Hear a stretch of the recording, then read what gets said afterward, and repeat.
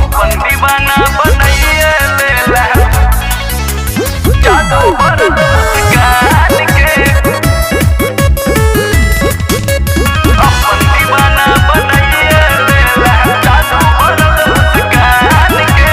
हाथ न लगबौ तोरा उचक्का करे छै किया हरान रे।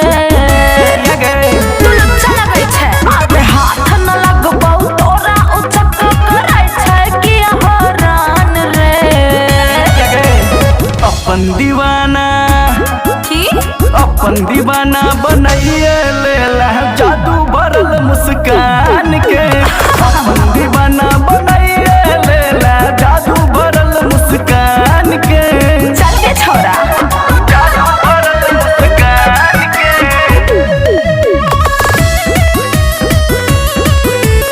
अपन दीवाना बनाइए लेला की कहियो गई हम ग्रस्त छी प्रेम नामक रोग सँ।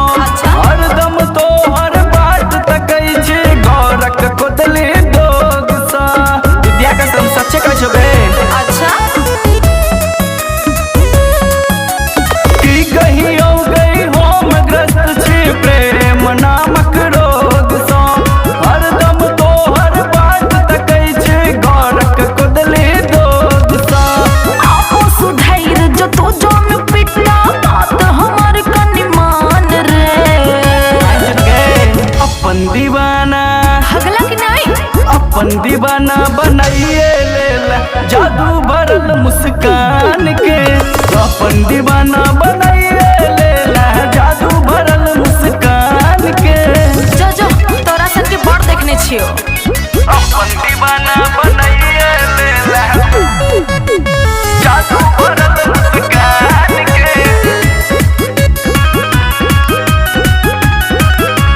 अपन दीवाना बनाइए लेला पूरा गाम में सबसँ बेसी हम ही छी बुधियार गे।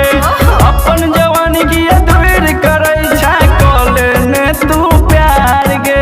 सच्चे कहै छियो।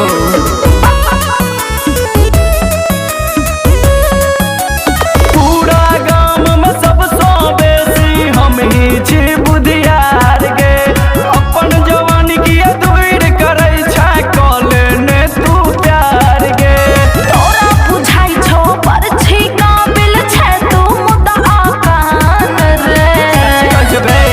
अपन दीवाना अपन दीवाना बनाइए लेला जादू भरल मुस्कान के।